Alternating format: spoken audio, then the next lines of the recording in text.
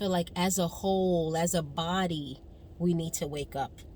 So with that being said, the first thing is like our education system, especially the public school system, that I feel like our kids are getting a limited education. They're not getting any of their education, no Black history education, no real history education. And then, switching the math. I remember math is universal, and I remember they switched the math to let the kids start adding from the 100 column and move over, when I believe back in my day we had to start at the ones column and then move over to the hundreds and the thousands. So it's the ones, let's say the number was 105 plus 205. The way they're teaching the kids now to add is add the 100 and the 200 first. That's 3.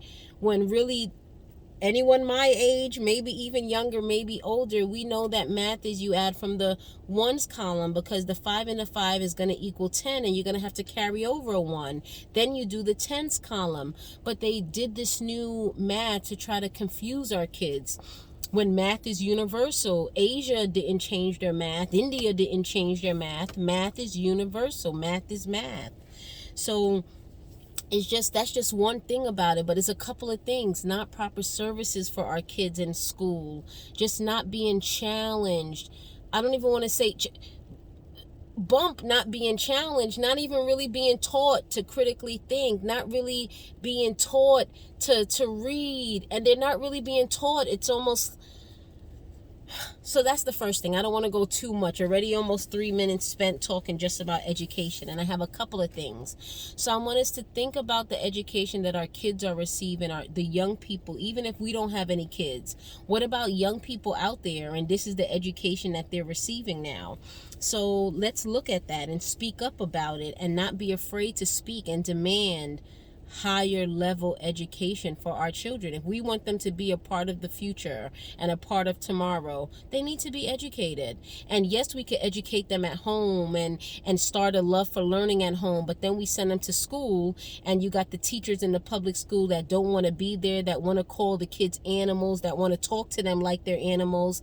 That messes with a kid's psyche, and you doing what you're doing at home, and then look what happened at school. And imagine the homes where maybe it's a kid that had a kid, so really that family is relying on school to educate that child.